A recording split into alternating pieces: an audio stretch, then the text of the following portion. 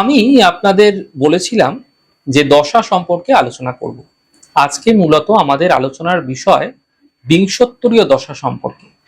দেখুন, একটি ছোট্ট প্রচলিত কথা আছে, আপনারা অনেকেই শুনেছেন, আয় আয় চাঁদ মামা টি দিয়ে যা। কেন চাঁদকে মাতুল বংশের সঙ্গে জোড়া হয় আপনারা কি কখনো ভেবে দেখেছেন?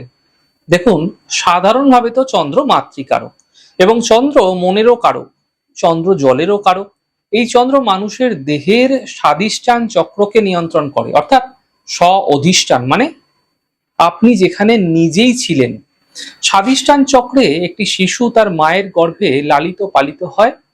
এই শিশুটি ভূমিষ্ঠ না হওয়া পর্যন্ত এই স্বাধিষ্ঠান চক্রের অংশের মধ্যে থেকে নাভির মাধ্যম দিয়ে সকল পুষ্টি গ্রহণ করে থাকে। আর এই পুষ্টি অর্থাৎ যা আমরা আমাদের জন্ম হওয়ার সময়কাল পর্যন্ত যতটুকুই পাই না কেন, তা মায়ের শরীর থেকেই কিন্তু পেয়ে থাকি। দেখুন, অদ্ভুত ব্যাপার, এই পুষ্টির নক্ষত্র হচ্ছে পুষ্যা, যা কর্কট রাশিতেই অবস্থান করে। এখন দেখুন, কর্কট রাশি চন্দ্র দ্বারা নিয়ন্ত্রিত রাশি। সেই রাশিতে পুষ্যা নক্ষত্রে বৃহস্পতি অর্থাৎ গুরু এখানে আধ্যাত্মিকভাবে পূর্ণ পুষ্টি প্রদান করে থাকে। তাই তো জীবকারক বৃহস্পতি, তাই তো সন্তান কারক বৃহস্পতিকে বলা হয়। তাই বৃহস্পতি যেই আশীর্বাদ, সেই আশীর্বাদ না পেলে আমরা হয়তো ভূমিষ্ঠ হতে পারতাম না।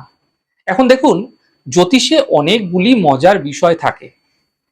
মজার বিষয় কি? আমরা আলোচনা করছিলাম বিংশোত্তরীয় দশা নিয়ে। বিংশোত্তরীয় দশা বিচারকালে চন্দ্রের যে স্ফুট, সেই স্ফুটের ওপরে, চন্দ্রের ডিগ্রির ওপরে নিয়ন্ত্রণ করে থাকে এই দশাকাল। কোন দশায় আমার জন্ম হয়েছে এবং সারা জীবনের বিভিন্ন ঘটনা এই বিংশোত্তরীয় দশা পরিবর্তনের সাথে সাথে আমাদের জীবনের ঘটনার যে প্রভাব, সেই প্রভাব পরিবর্তন হতে দেখা যায়। এখন দেখুন, আমি প্রথমেই যে বলেছি যে চন্দ্র হলো মনের কারক। তাই আমাদের জীবনের সকল ঘটনার সঙ্গে সব থেকে বেশি প্রভাব যদি কোনো গ্রহ রেখে থাকে, তা হলো চন্দ্র। আমি আপনাদের প্রথমেই বলেছি যে চন্দ্রের প্রভাব এই কারণেই কিন্তু নেওয়া হয় দশা বিচারকালে। মায়ের সঙ্গে সম্পর্কিত চন্দ্র, আমাদের মাতৃগর্ভে স্বাধিষ্ঠান চক্রে অবস্থান করেছিলাম যখন আমরা, এই চন্দ্রকে ধরেই তাই বিংশোত্তরীয় দশা নির্ণয় করা হয়ে থাকে।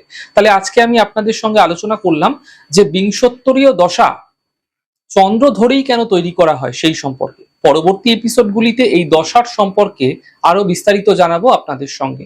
দশার আলোচনা আমাদের চলতেই থাকবে।